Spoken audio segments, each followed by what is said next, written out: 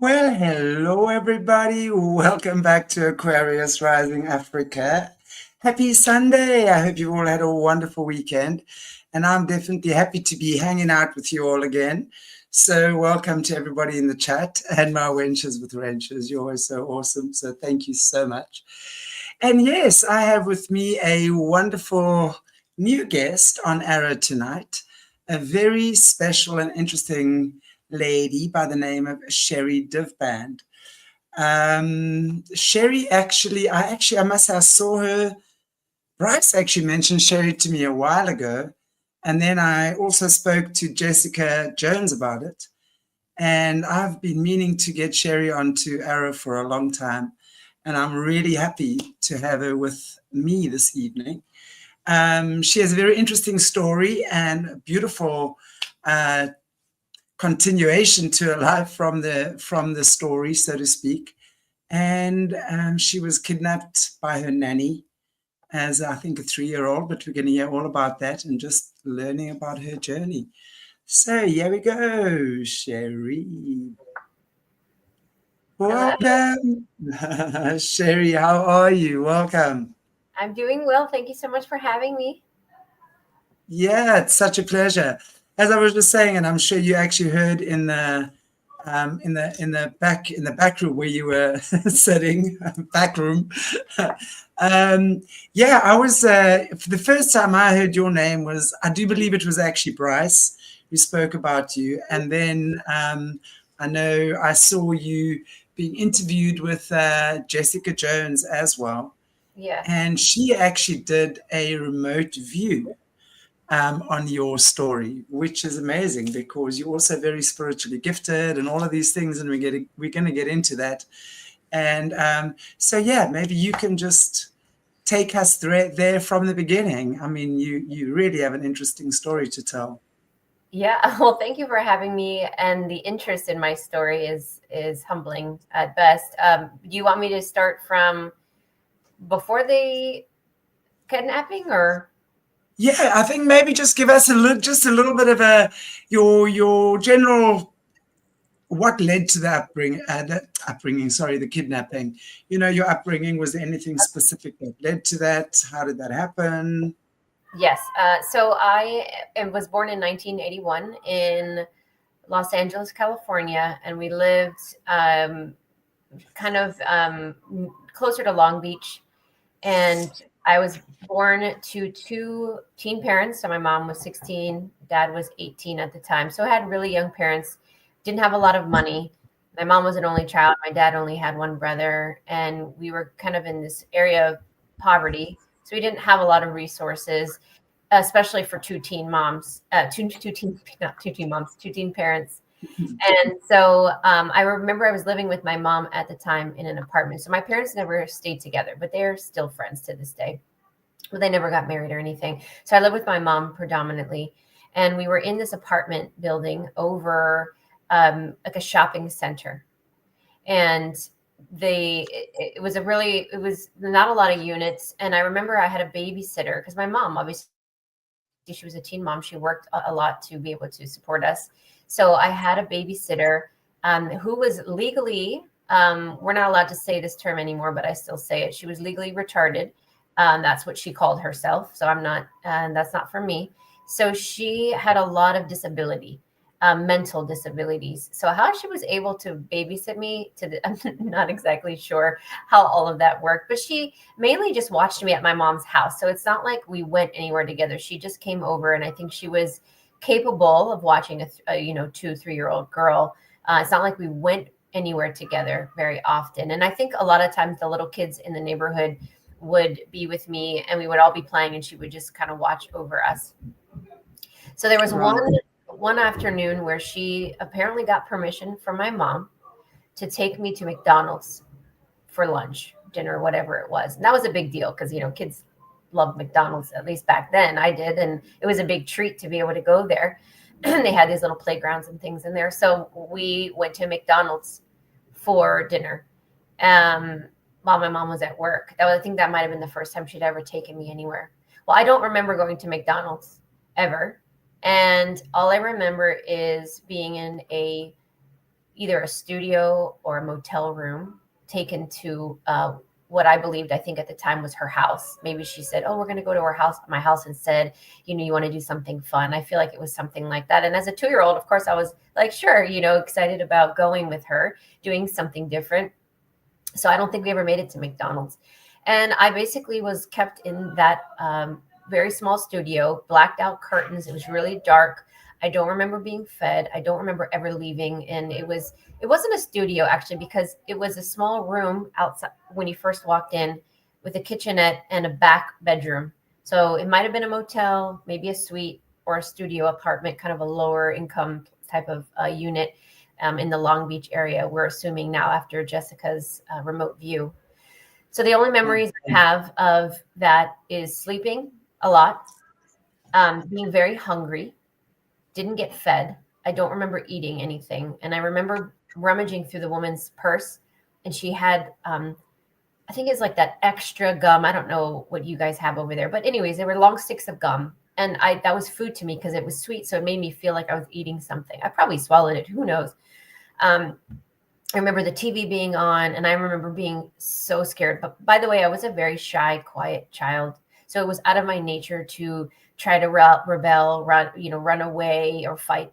I would have I'm like the fight or flight or freeze. I was the freezer. I probably just froze and did whatever they told me to do, because that's the type of child that I was. And I don't remember doing anything. And I remember being really scared and wondering what I remember feeling, what did I do wrong? Doesn't my mom want me? Why isn't she coming to get me? And I remember having those types of thoughts now, understanding why, but at the time, seemingly abandoned. Like she left me here, or she is okay with this. And so I had a lot of those thoughts. And at one point, I remember getting so ill, so weak, that somehow she decided to take me out. I guess she wasn't able to leave me there by myself. So she could have easily gotten me some food or something, but instead she took me out and we went to the grocery store. And I remember walking around the grocery store with this lady, and we were getting some food. Not a lot of food because it was a basket. It was very few items. But I think at that point, I probably looked very ill to anyone in the grocery store. Anyone that saw me probably thought something's wrong with this child. I probably looked really, really, dirty and disheveled and probably physically ill. So we went to the cashier to check out. And I remember this vividly more than any other thing that I've mentioned to you. This is the most vivid memory I have. The lady at the checkout asked me at one point, which is odd for a cashier to talk to a young child, especially back in the 80s like that. Are you okay? Like, asked me directly, and not my mom, who she probably assumed that was my mom. She asked me. And I remember at first being shy about it, but then something came over me, and I immediately started screaming at the top of my lungs in the grocery store. That's not my mom. I want to go home. She took me from my mom. And I just kept saying that over and over again. And then after that moment, I just saw sheer panic in the grocery store. Like, I just remember all these adults running around. I was taken to a back room. Don't know what happened to the lady at that time. They believed me and they panicked. And the next thing you know, I had two sheriffs in like a compact, like a sedan. And the next thing you know, I was in the back seat. And I remember this vividly because I was in the middle seat. And because I had perfect view of the windshield and the two officers on either side, and I had a lap belt, because back then you didn't have car seats and stuff. We had a lap belt. And I just remember feeling like, oh, finally I get to go home now.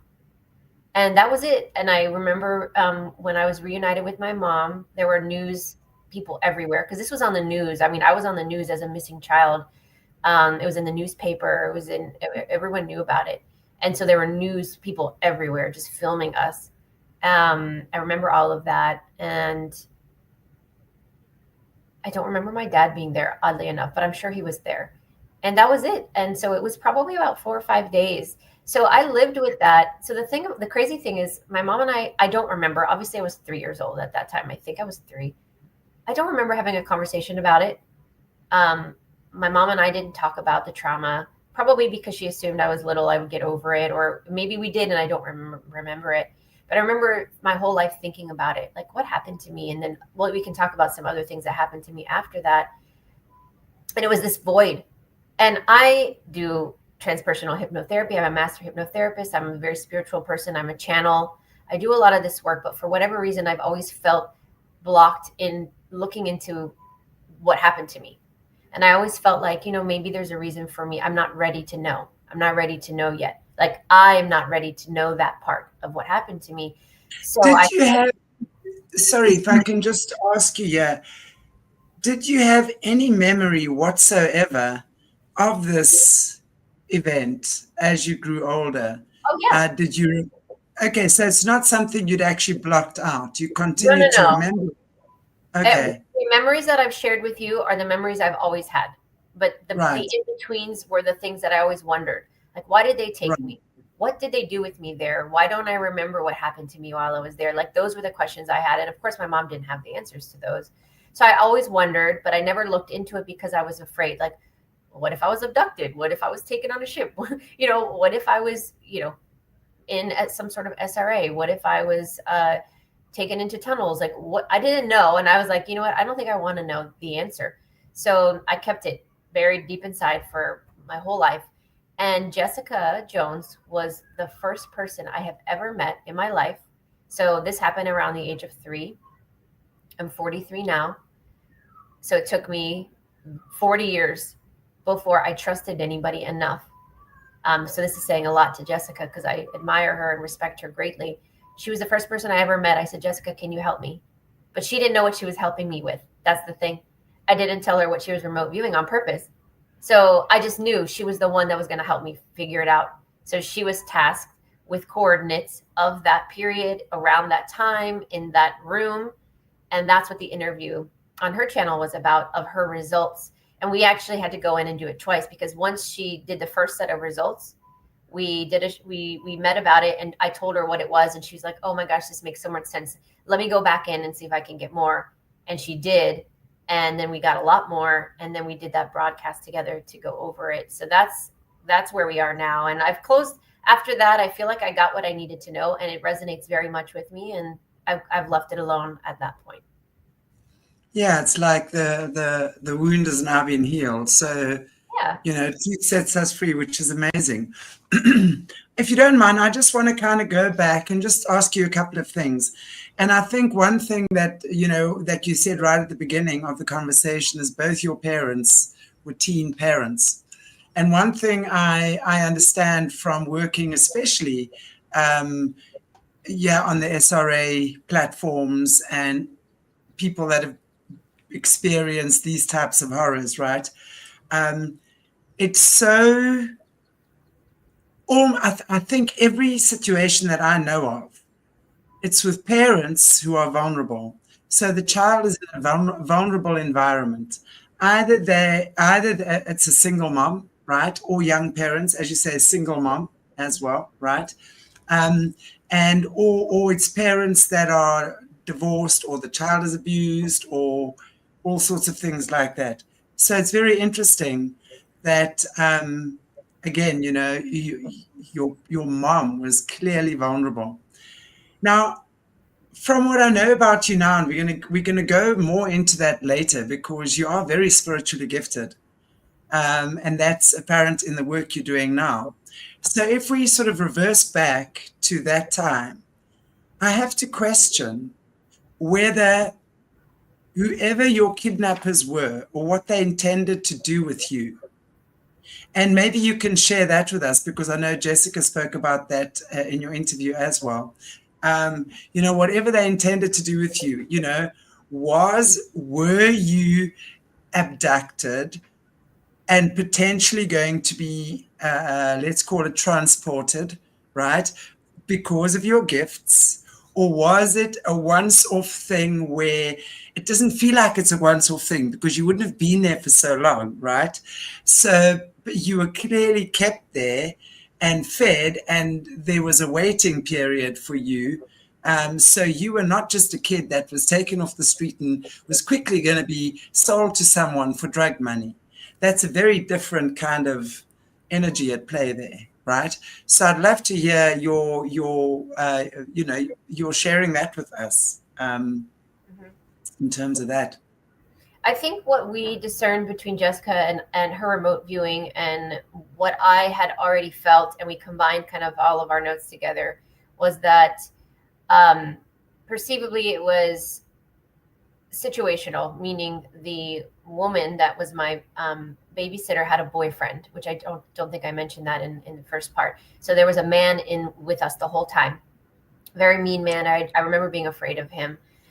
He didn't really talk to me much at all, and very cold. We discerned that this guy was able to manipulate the woman because she was not quite there developmentally and consciously. Uh, so he was able to manipulate her into knowing that she was babysitting a young girl and had access to it. It was her idea, his idea, likely to do the McDonald's date to get me off site of where I was living, to get me to that place because his intention was to traffic me. And the waiting was because right in Long Beach Piers Harbor is probably one of the biggest trafficking sites in the United States on the Pacific coast. It's huge to this day, unfortunately. And the So it was waiting, definitely organized trafficking. I believe so. And that resonated very much because I felt like it was. And the waiting period was, I think this guy was waiting for the next group that was, that they pass you off to different people depending on where you're trafficked. I think I was supposed to go on a crate, shipping crate, being shipped off, in international waters likely. And the waiting was the coordination of all of that. And that's why they didn't know what to do with me because for whatever reason, that they weren't able to coordinate it or there was drama. Who knows what was happening in between him and the people that were going to take me, or whether or not they were ready or they were trying to get other children. And so they were just like, hold her for now. And now I believe by the grace of God and divine intervention, that was what was saving me, was the delay. So they didn't have anything to do with, they didn't know what to do with me, obviously. So I wasn't being fed. I'm just putting in front of the TV. Jessica thought that they were drugging me, which also resonated because I was like, why am I sleeping so much? I think they were drugging me to get me to sleep most of the time, which is also why I was so sick. And she, and the crazy thing is, she got the word aspartame in her first remote viewing when she had no idea what was going on. Well, if I was living on chewing gum, it has aspartame in it. So we just thought that was an interesting thing that she picked up on in her remote viewing. So I think it's twofold. I think that it was part of a trafficking ring, and this guy was a really bad guy. And this woman who took me ended up being an angel in disguise and was the one that somehow an angel or some higher divine being got her to consciously feel something for me and take me to the grocery store. Maybe not consciously knowing I was going to get rescued, but just to get me out of the house. And she was my ticket out of there because he probably could have cared less. I mean, if they didn't have anything for me, I'm sure this guy would have had no problem just killing me or off. You know what I mean? Like, I don't think he had any empathy in him. Yeah. So she was the one that rescued me. That it feels that way to me as well. And it feels to me almost like he was with her because he could manipulate her to do things like this. It wouldn't surprise me if you were not the first child. Oh, that he orchestrated with her as well. But I think what was wonderful and part of your saving grace as well is the fact that she had already built a relationship with you. She'd already been your babysitter. So she already had, and especially even if she was a little bit mentally slow or whatever her mental issues were, she cared enough for you. She loved you. She had that compassion for you. And I'm sure that it wasn't her desire to hurt you. But as you say, sitting in front of the TV, you're not being bathed, you're not being fed, you're not being taken care of. So, as you say, divine intervention when she takes you to the grocery store, yeah. and there, of course, your angels rescue you. Wow. Exactly. What Yeah. So whether or not I was targeted because of some frequency signature, there could be other layers to that where I was targeted. I believe that special children are targeted because we all have a specific frequency. Every human being, just like a fingerprint, We all have a specific frequency that's unique, and they are always looking for certain signature frequencies. And so perhaps that was part of it as well. And that's why I was targeted by the man, because he thought maybe he could get more money for me. Who knows what the bigger picture looks like. But I think we have enough information to go on that that's likely what occurred. And I was rescued. And I believe that perhaps my soul signed up for potentially experiencing something like that, because that has served as a catalyst for so many other things growing up. And to who, thank you, and to who I am today. So, as well as the other experiences that we haven't even talked about that I endured. Well, I would love to actually hear. I would actually love to hear some of that, because if you don't mind sharing just some of that with you, because with us. And also, I just want to touch on one or two other things as well.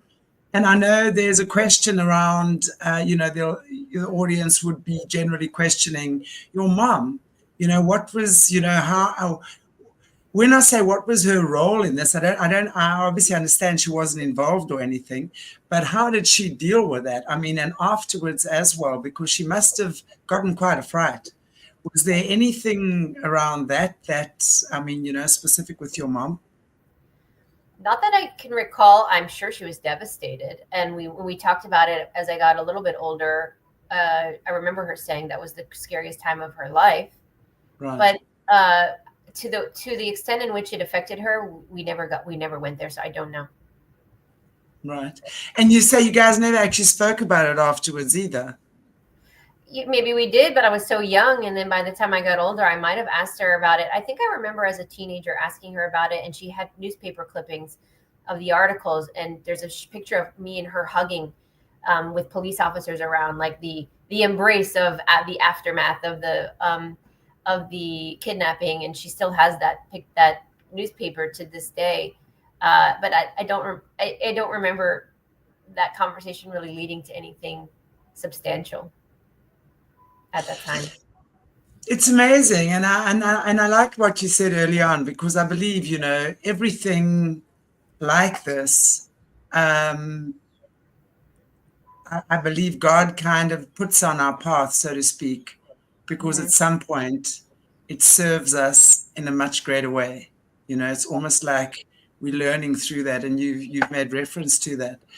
So, what do you think, from your understanding?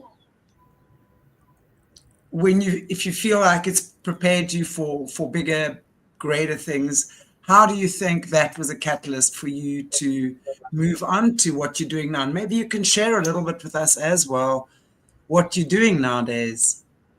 So, great question. And I'll start with the second part and work my way backwards. So currently what I do, well, for the last 15 years, I have been doing soul readings for people. And I started as an energy healer. Well, really, I guess the trauma of that, I'm kind of all over the place because my mind is jumping around. After the kidnapping, there was a sexual abuse that occurred for 5 years with a boyfriend of my mom's, which was very traumatic and detrimental to this day. I'm still dealing with that and moving around a lot, stepdad, getting bullied, going into a lot of fights, being bullied, being outcasted. So I had a very traumatic upbringing. I don't blame my mom. She did the best she could. I mean, really, with the circumstances that she had, and she tried her best. But it was really, really dark. So because of that, I became a shell of myself, who was already shy. And I decided I was going to work with animals because animals saved my life. And I had a deep respect for the animal kingdom. So my mom got a German Shepherd when I was enduring the abuse, the physical, sexual abuse. And she became my best friend. And I talked to her. I learned animal communication through this dog. And she opened my life, my world to the animal kingdom. And I had such a deep love for animals. And I thought, why can't people be this unconditional? Why can't people be this beautiful and this loving and kind and nurturing? And I found that I filled that void with animals. So my career, I went into veterinary medicine because I wanted to save all the animals. I wanted to be a doctor and save all animals. And I did that for 20 plus years. I was a registered veterinary technician, a nurse, and I worked in general practice. I did intensive care unit for a long time, and I worked at the zoo for 10 years. And that filled the void for a while, but then I thought there's got to be more to this. And so I learned, and during that period, I learned Reiki for animals to heal because of the ICU job that I had. They were in really bad position, and I thought, God, there has to be a better way to heal these animals than all of these tubes and machines and all of this medicine. And at that time, it wasn't really, and everyone around me that I worked with thought I was, ridiculous for even thinking that. I was put down a lot for that, made fun of by the other nurses and vets, things like that. But I learned energy healing for the animals. But unbeknownst to me, I was actually learning energy healing for people. So I started an animal communication business when I was at the zoo. I already had 2 out of my 3 children at that point, and I started an animal communication business, and I started doing sessions with people and with their pets, healing and animal communication. And I kept getting in the sessions that the behavioral issues or the dis-ease that the animal was having, or pretty much anything that the animal was going through, was a result of mirroring their owner, Exactly. their family members, illness or anxiety, et cetera, depression, et cetera. I didn't know anything about this. So I learned on the job. I was like, I never read any books about this. I was like, they're telling me that, this is something that you're going through. They're mirroring or projecting your behavior, your illness. And some of them, it was well received, and others were like mad at me because they wanted me to heal their animal, and I couldn't because the issue was them, and they weren't ready to hear that. So I ended up being encouraged by the animal kingdom to start working with people because I realized people need healing. And I turned my back on people because of my traumas, because I was so angry, frustrated, bitter, resentful, rage at all people. And I suddenly realized I was putting humanity in one little box of I hate everybody. And I realized, well, what if people actually went through the same traumas as me or similar? And that's why they are aggressive, mean, rude, whatever it is, competitive, all of those things. And I started to look at people in a much more kind way. And it was also through the birth of my own children that helped me to be able to perceive that in a much lighter way. It's amazing that, and I love what you said. Actually, just going back when you spoke about the dog and the animal communication, because it's so true. Animals are incredibly healing, and it's amazing. Obviously, with your spiritual gifts already there, that you were able to, through the trauma, start. Then the trauma would have opened that gateway gift, right, to something really beautiful, like the connection with the animals. I see that a lot. Especially because I also teach animal communication there for many years. And it's amazing because you see how, and it's not just like, let's just talk about any kind of trauma. I've seen on many occasions, I've worked with people who, especially drug addicts, when they're coming off drugs, to get a pet, like a little dog or something like that. And then they start caring for the animal because now they have something to care about. And there's something of this little creature that is so super happy to see you when you get home. Because a lot of those issues are created, like drug abuse and stuff like that. It's abandonment issues. I mean, there's all sorts of issues related to that. But then you obviously work with the animals. And that really is such a powerful healing I want to say tool. It's not a tool. Animals are not tools, right? But way of healing. And again, and that makes me think as well of Joanne Breeze, who I don't think is in the chat today, but she's also one of the survivors from Australia who also went through horrific SRA as a child, and like all the way through her childhood, really, and is now has this sanctuary for joeys where they rescue the baby, or not just baby kangaroos, but kangaroos. And that has been something incredible. So animals really are an amazing way. And you look at, of course, like a lot of people having their service dogs, blind people, stuff like that. Horses are incredible. So I love that you've also experienced the joy of Yeah. the connection with animals and way beyond the connection that it's just an animal, right? It's Oh, just a right. fluffy thing, I right? think I had a soul contract with the animal kingdom to soften me up, open my heart, and to heal me. And they are, to this day, they're guardians for me, for everybody.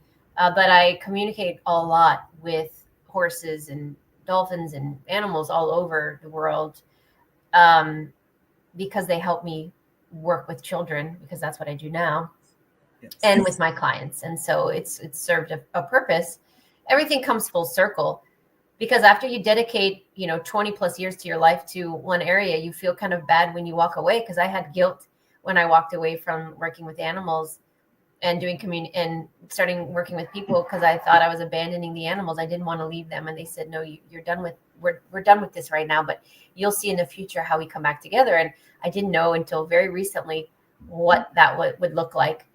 So when I went on to work with people, well, I should say, during the period, it's not just the animals that healed me, but my first son at 23 years old. I was a young mom myself, not a teen mom, but I wasn't quite ready. I didn't consciously plan a child at 23. I felt like I was still a child myself, and still very battered, very traumatized, and not healed at all. And the man I'm with today, who we are married now, we've been together over 22 years, who was the man that I'm talking about. I met at 20 years old. He he saved me from myself, and he's incredible. But through him, we had our first son at 23, and life changing. He is the reason that I am here today. I believe the who I've become, because he opened that part of my heart that was still closed off, still not trusting, and it just catapulted my blocks right open, and that changed my life forever. So each child that I've had has contributed to some level of awakening, or a catalyst for my gifts to be open, for my heart to be open, for my awareness to shift, my consciousness to shift, and my abilities to enhance. So by the time my daughter was born, um, I started to, well, I could tell you the story about her soul coming to me, telling me she was going to be born. But at that time, I started working more with children. And then I started to attract a whole demographic I never even dreamed of or thought of, which were labeled children, nonverbal children, labeled autistic, Asperger's, ADHD, dyslexia, and you name it. Suddenly, I started to attract all these clients, children. Unbeknownst to me, I wasn't sure at the time why, because it wasn't like any of my children were suffering from those labels. So it wasn't like personal to me, but I seemed to attract those. But I realized it was the spiritual element that I was supposed to bring to humanity that was unknown at the time. I'm not saying I'm the only one, but I realized that my role with these families was to help them realize through their children that these are spiritual gifts that they have, and there's mislabeling going on, and so much misunderstanding. And then I learned more about star seeds, and my children are star seeds, and I started to write books. I started to started public speaking about, hey, these children have spiritual gifts. These are labels that I call the dark players are placing them to numb them and suppress them and to block them. You guys, I'm like screaming at the treetops, you guys need to know about this, and Sure. I had no idea how many people would flock to what I was saying and be open to it and resonate with it and say, yes, you're right. I was waiting for somebody to tell me that, because I thought that inside, that my child is different and special. And so that opened up a whole new platform for me. Then it was working with children that have psychic abilities, helping them enhance their abilities, protect themselves, understand where they're coming from and why they're having nightmares. And so today, basically, to sum all of that up, I created a nonprofit called the Aramis Collective 4 years ago, as well as an online virtual school called Aramis Creative Learning Center, which is the future, I believe, the future of education, which allows children to have conscious learning opportunities of things that they have never learned in school because of um, the deep programming and institutionalization of schooling. That's a whole other 2-hour conversation we can get into. And I'm creating a unique opportunity for children to learn in a safe environment what they should be learning from birth. And now we're opening up the first physical center in Florida. So that's where I am now. Well, I think that is absolutely amazing to do that, because I think so, you know, when we look at kids, and I'm not talking about kids that have been traumatized and have their gifts stolen and what have you. I'm talking about kids that are born into a loving environment where their gifts are encouraged. Right. Kids really are pretty psychic. I mean, their psychic centers are open until the age of about 7 anyway. And then it's really the environment that will then determine whether they develop them or whether they stunt them. So I think it's amazing what you're doing, because it's, you know, what I've seen with the Sun kids as well over the years.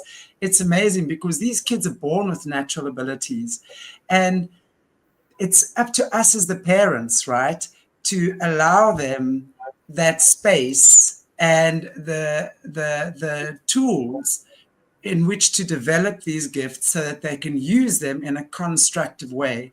Because I think so many people I was one of those kids that was told I'm the child of the devil and Jesus hates me, because I was able to see beyond the veils, right? So I think so many kids have that stunted merely because the parents don't really understand it. And a lot of the parents, and of course the older generations, are pretty damn scared of that. So I'd like to find out from you, how are you finding that with the kids and parents you're working with, in terms of these kids coming in with these special gifts that are psychic, that have these abilities? How is there, just in terms of the gifted children that have these gifts? And I say that with caution, because every child is gifted. The gifts are, you know, when I talk about these gifts, it's more the spiritual stuff that's already active, but it doesn't mean that other kids can't activate it. They might have other things active. So it's not like some kids are smarter or better than others. It's just that these are these gifts more active now.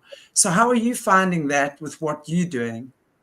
And especially the parents and the environment, the teachers. Yeah, I mean, it's incredible to me learning about the children that are coming in now that are incredibly gifted. And all children, all people have the potential. Everyone comes in with a certain set of skills and characteristics that it's like their spiritual blueprint, their capabilities, their limitations on a soul level and a spiritual level. And a lot of people that have been born into this third dimension, that have had many lives of trauma and enslavement and poverty and dis-ease and programming and control, all of those things, over time through epigenetics, we've bred a large percentage of the population to have dormant abilities. That's that junk DNA that the scientists call junk DNA. Really what it is it's living within our cerebral spinal fluid.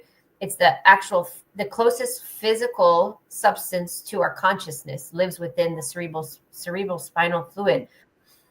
So the aspects of our brain that are perceivably junk DNA, or called that, are actually aspects of ourself that have been locked through genetic I can't speak today. Genetic manipulation and modification, I suppression, agree. all of those things.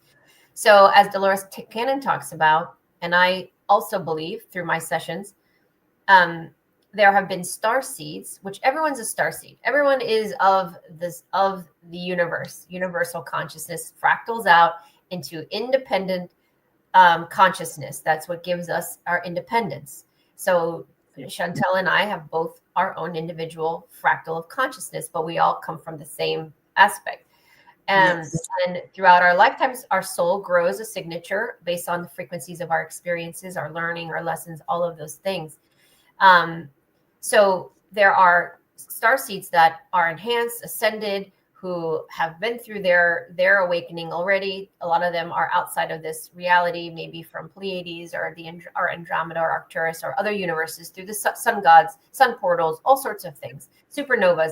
They come into this planet to enhance the frequency and break people out of the illusion of 3D, of that manipulation, and to activate the dormant DNA within each person. So when somebody is ready to activate based on their density of consciousness and their awareness and their knowing and their them seeing through the illusion, like me, my experiences led to that catalyst of awakening. Then the potentials grow and we activate that spiritual DNA, and then we start to bring in children, the next generations and the next generations that are active, and we activate more and more as our bodies can integrate that frequency, because the frequencies get higher and higher as we activate more and more, and our 3D bodies can only hold so much. That's why we have these perceived spectrum children, because the frequency coming in is way too much and it's not readable. Our bodies can't scan the frequency because it's not used to it. So then we have issues, the issues that the children are having, when really it's just advanced abilities that these bodies aren't programmed to perceive. So there's a disconnect. There's an integration process that's occurring, which is actually beautiful. So I tend to attract, over the last 8-9 years, children that are extremely turned on, activated. They're galactic, but also connected to this planet. And they are innovators, the future architects of the world, enhanced psychic abilities. They remember their past lives. They know why they're here. They tell you that to see through illusion. They're lie detectors. They're program breakers. They're the rebels. They're the love frequency. So in several of my books, I have 4 books and 10 children's books. And within the first 4 books, I kind of break down in different ways the different categories of children that I've discerned over the years, through my daughter Aramis telling me before she was born, and through my work. So there are categories that, and not to box children in, but it's more of to help parents see the type of characteristics, the frequency their children came in on, so they can understand and discern their qualities, gifts, but also their perceived limitations as a result of those gifts. So we have crystal children. Go ahead. Yeah. Sorry. And I wanted to say, because these kids coming in, and that's why I can understand that there are a lot of parents, and of course the kids will choose where they're coming in. We understand that. But I think for a lot of parents, it's quite something dealing with these kids that have got these different abilities, right? Because they are different abilities, right? And for the parents to be able to adjust, find that middle ground, be guiding, and at the same time, you're still the parent. They're still little human beings. You've still got to guide them in the right way. They might be as smart as anything, but they've still got to, so there's that balance. And I find that's where a lot of parents battle with the kids, is that they not quite sure where and how that balance, where to find that balance with the kids. Yeah, and that's a good point. Is the reason I'm finding these children is because the parents are looking for me. They find me. They hear me. They hear me speak on an interview. They read one of my books. They hear me I do a presentation at a conference. They find me in many different ways. And then they say, oh my gosh, you're the only person I've heard talk about children like that. That's my son. That's my daughter. And then I end up working with them. And then I help. A big part of my journey is helping the parents navigate through having children that are very advanced, and how we can help them integrate into our world, but also give them the ability to expand our world. So they're not meant to come in here and blend in. They're here to wake people up and show us the possibilities and expand our reality. And we're pages. That's hard for some parents, because they're either old school or they are surrounded by people that are very old school. And they want their children to be medicated. They want them to be good little girls and boys, and to listen to the person older than them, and to follow what grandma and grandpa did in the family business, and keep it going. But if we keep doing that, it's to our detriment, as we will not evolve as a species. And if anything, we will feed into the machine, and they're here to break us out of the machine so that we can expand our potential and our growth. So I work with a lot of families to help them figure out how to navigate their children's differences. And a lot of that has to do with the education. So that's why I'm involved in education now, because I'm a huge advocate for homeschooling your child.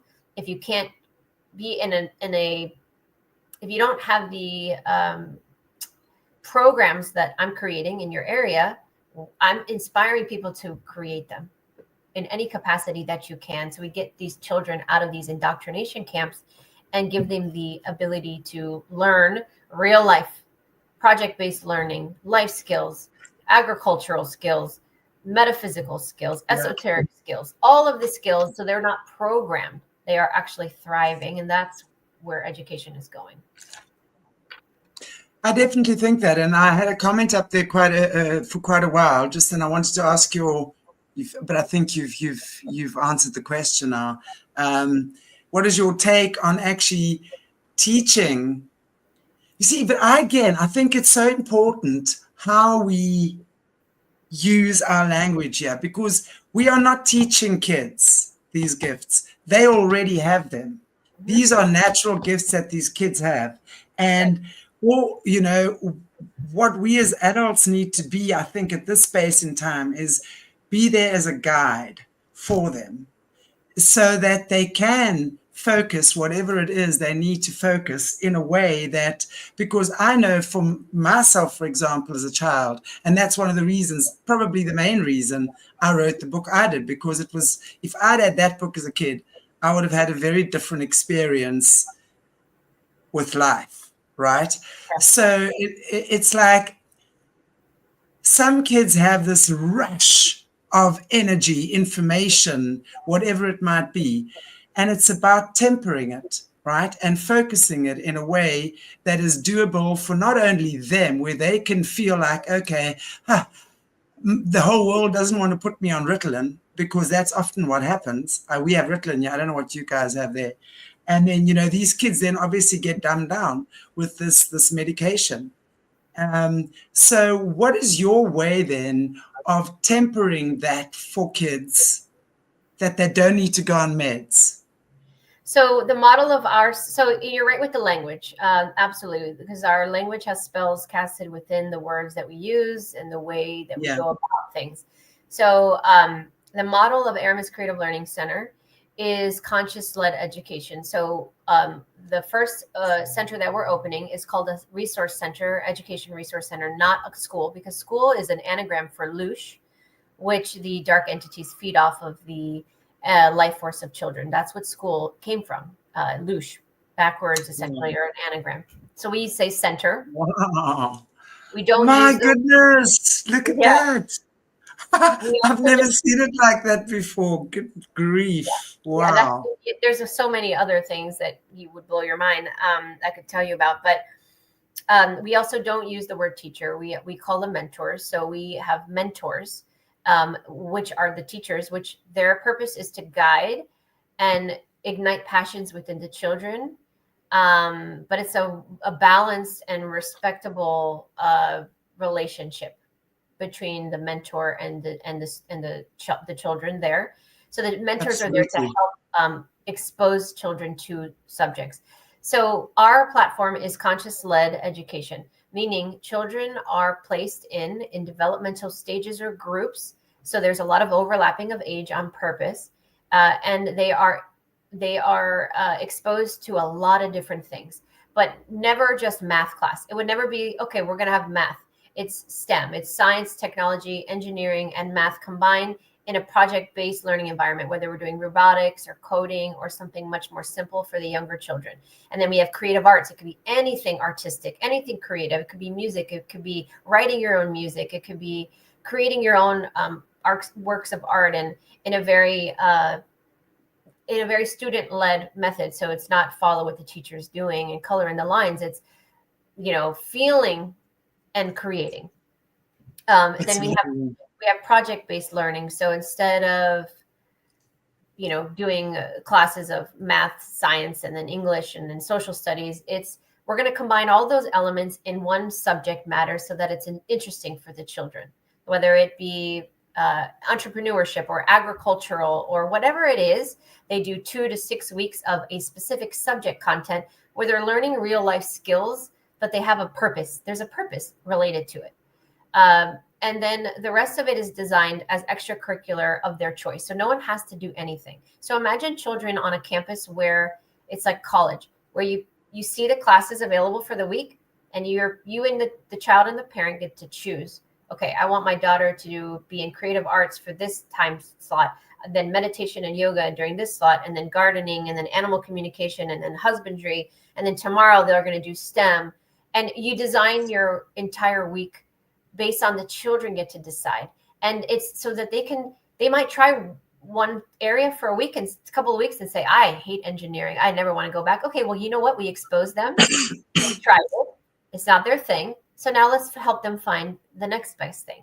So it's all about trying to offer as many opportunities for children to then find what they're passionate about. And the mentors are there to help them do that, to expose them. So we have 3 pillars of our purpose. One is health and wellness. So we're going to have a huge health and wellness unit where children will learn frequency, biofeedback, red light therapy, energy healing, sound therapy, all sorts of technology, but also holistic health and wellness. So they're exposed to that and they learn about it.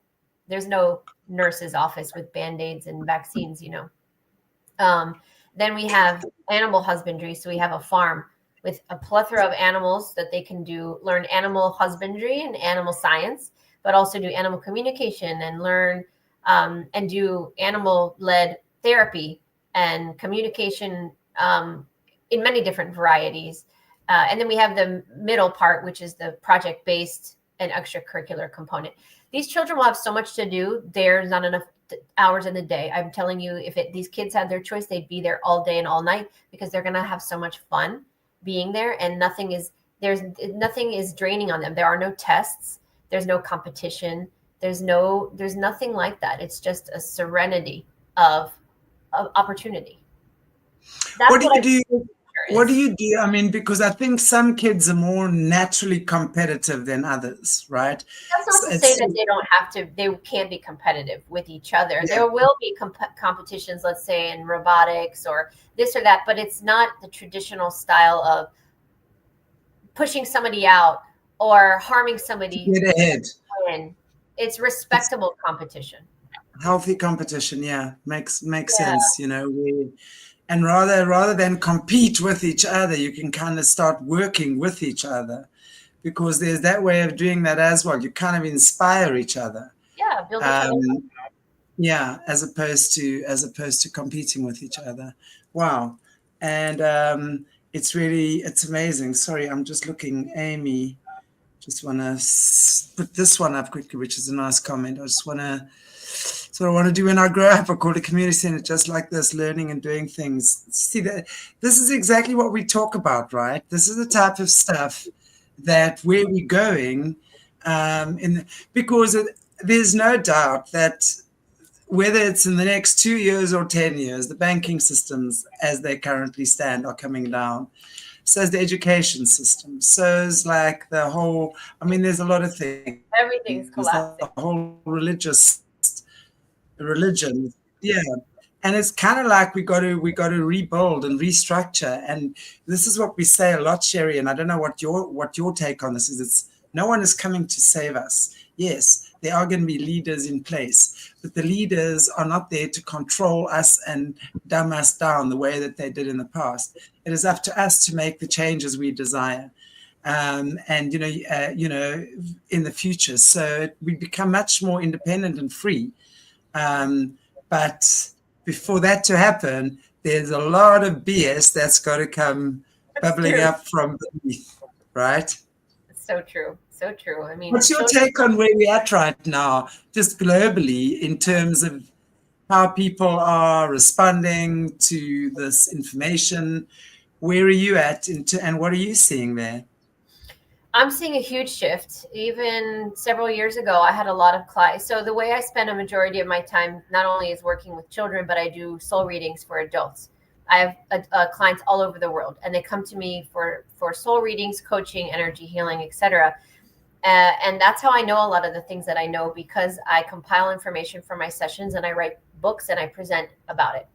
So even 3 years ago in my sessions, I had people who were isolated, alone, newly awakened, unsure, really uncertain, trying to desperately find a podcast to watch. Who do I recommend? Where can they get more information? Hungry for more. And I think over the last 3 years specifically, I have seen such a huge shift of people that are much more confident, much more aligned right now, still going through their awakening, but they're very stable in their ability to recognize the change that's occurring despite the utter chaos that seems to be the result of it in the 3D and the physicality. They're remaining calm and hopeful. And they know that this is part of the discernment. So there's a huge influx of activations and awakenings in the collective consciousness that I have seen. And I do work with people all over the world. So I can say that I have a lot of experience working with people from different countries. This is not just an American perspective. And people are more open, more awake, more willing, and less judgment. And so people are fighting less with people. They're trying to find the communities of people that are like-minded. They're starting to wean out the BS, because there are a lot of supposed truthers in our community that I think many people watching this have seen come in and go, and they've infiltrated the movement. They have put fear, they've instilled fear in people. And I think that they were either plants or they were just taken over for greed, ego, who knows what. So people are starting to be more discerning on who they listen to, and not just take everybody. They talk about spirituality, I'm going to listen to everything they say. No, you have to. This is part of our growth right now as a collective, is using our discernment and getting our power back. And that exactly. A lot of that is trusting our intuition and not listening to everything you hear as ultimate truth. And we don't have a savior. I don't believe that anybody is here to save us, but I believe that there are people in leadership positions coming into power all over the world that are forward thinking, that have the collective's highest good in their mind. They have integrity, and they're the ones that are kind of going to spearhead, but it takes everybody. Everybody matters. So everybody that awakens, their contribution is, if they're not physically opening up a school or writing books or public speaking, they can still contribute to the collective enhancement and evolution of humanity simply by the way that they think, their mindset. How are they contributing to the co-creation of this world and moving forward with their thoughts, with their actions, with their words? How do they treat others in their community? What kind of a person are you? What is your mindset? What is your frequency contribution to the world? Everything matters. Everybody matters. And there are a lot of NPCs in this planet, unfortunately, that are driving people astray. But if we can just stay centered and balanced and work on ourselves, none of that really matters. It's so true. It's so true, and it really is. I agree with each and everything you say. And I know you guys hear me say similar stuff a lot here. And it's wonderful, because it is the time of the awakening, for us to wake up. That is what is going to expand our consciousness. That is going to be the thing that takes us to the higher frequencies, the peace, the prosperity that God has offered, right? It's not someone that's going to wave a magic wand over us. It is our light that shines, because as we wake up, our light shines brighter and brighter. And that's why I say, when we're looking also at Jessica's show as well, where we speak about a lot about the cryptids and all these creatures of the night that are coming through all dodgy places. My point is, I say the only reason they're actually coming out is because of our light. Our light is disturbing them. We are waking them up. They're like cockroaches coming out of the dark.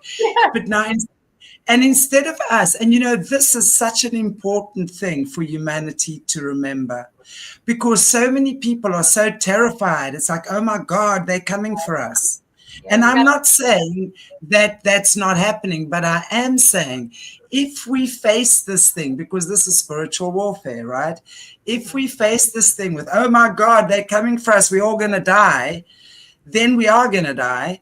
But if we go, hey, buddy, we've been waiting for you, come, it's time you guys came out of the shadows. And, because really it's time to go back to God. That's the way I see it. It's time that your time on earth is done. Off you go, back into the light with you. Let God deal with you. In my opinion, spiritual warfare is not chopping off the heads of demons. If you do that, they're going to grow 10 more. They're going to go back into the abyss. If you all watched the Jimmy Carter funeral decode that Jessie and I did on Wednesday, and she explains very, very nicely what happens and how they bury him and how he literally goes back in to hell, where he's now getting accolades for all these shitty things he did here. No, we don't want that, do we? I just go, take him, God, take him, take him. It's not for us to discern and God deals with it. I don't have to do a single thing. And the other day, guys, I got to tell you, one of these weird things was in my garden right over here. It was like this big, fat, gray cloud and had these huge white eyes. And I looked at this thing and it was like staring at me, and I went, I just blew it. Disappeared. I just blew gold at it. It disappeared. Went, zoom, back to God. And, you know, for me, I am saying that the unseen creates the seen. When we are spiritually aligned with God and we are feeling safe, it's so important to feel safe. That's why I say we have to change the narrative to, we've called you ugly, bloody things. Come, jeez, come, you need some light. You need some light. You know, you need to look some prettiness. Let's get some pretty sunshine into those like dark, dodgy, tarry hair strands of yours, whatever, you know. That's what we have to do. We got to change the way we look at this. We have made sure they are coming out now. We have to say, cool, yeah, you are. Off you go. You've been running around the hellhole for long enough. Bye. Yeah. And your attitude is great about it, because we got to release the fear. And that's how I work with children, because I teach children, you know, they've got the night terrors, they have the shadow beings with the red eyes chasing them. The troll energies are bothering them. And I say, you have all the power.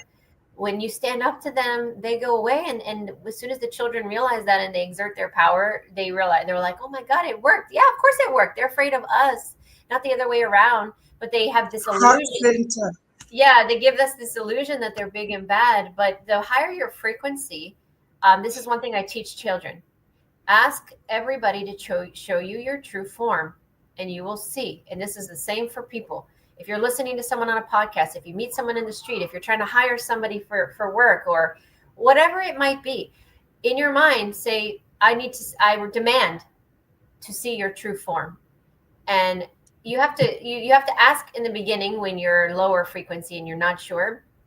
But people are now being able to do this just with no effort, because your frequency of consciousness is rising so high that you see through the illusion without even having to ask. But if you're not sure up until that point, you say, show me your true form, and you will be surprised what these shapeshifters actually look like, what they're trying to project. But behind that is a nasty low density being trying to trick you and siphon your energy or your power in some way. And all we have to do is ask, show me your true form. And people can't believe how quickly that works. And we're getting to a point now where I think people are just seeing it without effort. Yeah. They get scared. When I'm telling you, when you have that approach, it's like, you know, what the hell? Like, who are you? Show yourself, you know, where you actually assert. And I'm not saying you've got to be aggressive, because there's a big difference between asserting yourself and being aggressive. Asserting is a frequency of confidence. Aggression is a frequency of fear. Exactly. Very different things. Very different. So everything is frequency, guys. Your frequency is your key. I keep saying this over and over. It's not a new age theory. I promise you. You are created from sound, frequency, and vibration. And your frequency is the key that's going to unlock the matrix or not. No one else can except you. Whatever that. It's that frequency that unlocks the supposed junk DNA. Exactly. That is the key. That is the truth.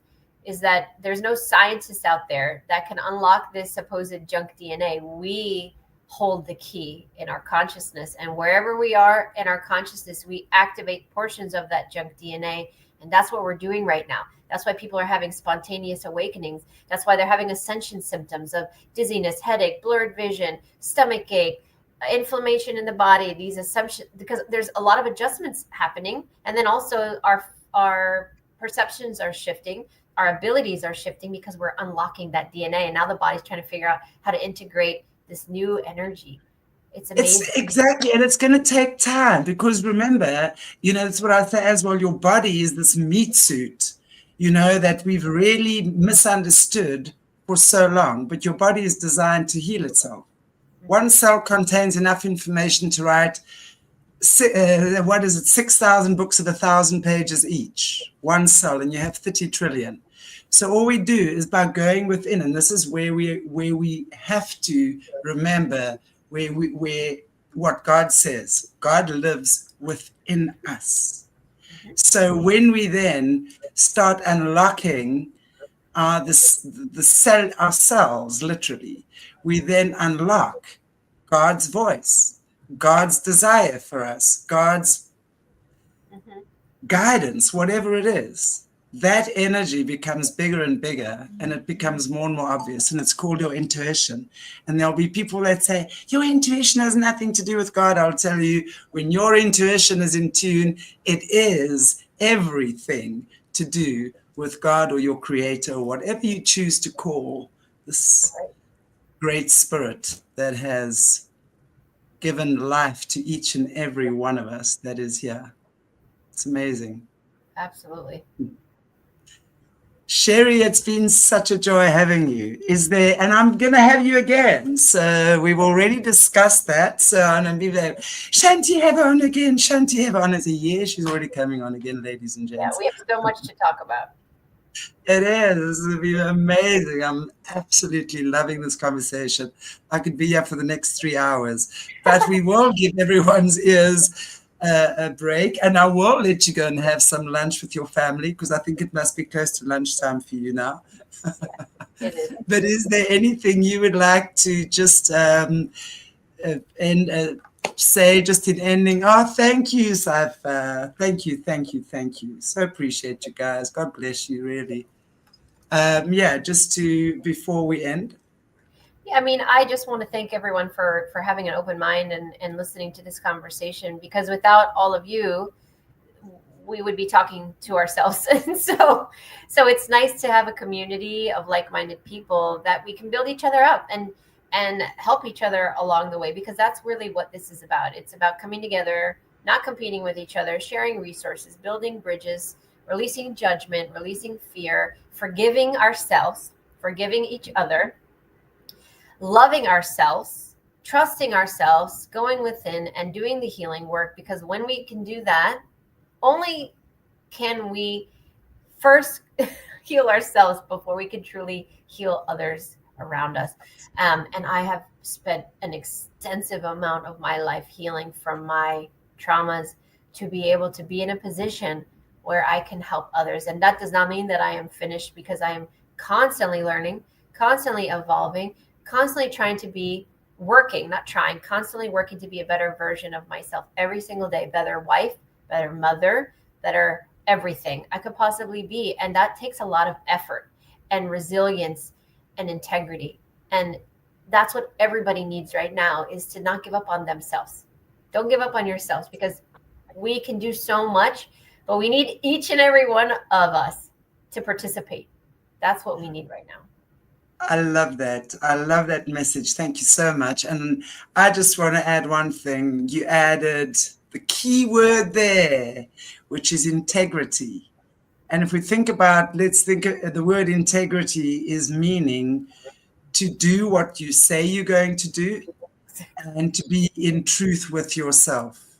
So in other words, honor yourself. If you say you're going to get up tomorrow morning and start drinking water instead of condensed milk first thing in the morning, then have that integrity. Do what you say you're going to do. That's really the first thing that it starts with, is your integrity that you have towards yourself. Yes. And the love. And it's not easy.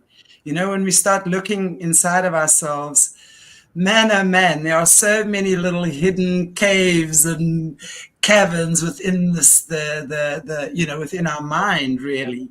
And these things start revealing. And sometimes it's not comfortable or easy.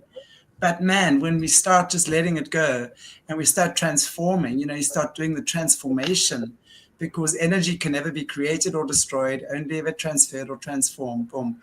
That is the sacred mantra through which all my students and children live by. Everything is energy. So if you try and hide it or deny it or chop it off or stick it away somewhere, it's going to come back bigger and better and worse the next time. It's about transforming, understanding that in every trauma and every tragedy, there is a gift. And that I learned when my fiance was killed in a hijacking. That was the trauma and the tragedy that got me to do the work I'm doing today. And that is why I can say that with authority. So every person who's going through something really bad right now, know that this too shall pass. And if you choose healing, your healer or your counselor or whatever it is, they will find you. Open yourself to receiving healing. It's time. And I want to say thank you again, Sherri. It's been an absolute pleasure having you on the show. I love this conversation. Everyone in the chat, thank you so much for being here. Loved having you guys here. And we will definitely have Sherri on again. And I'll see you guys this week. We're putting out a schedule tomorrow, so you guys can just check what shows are coming up this week. Take good care of your beautiful selves. It's Sunday night here. I don't know what I'm going to do now. I think I might just chill. Yeah, I think it's time to chill. Take it easy, everybody. God bless you. Take good care. See you next week. Okay, bye.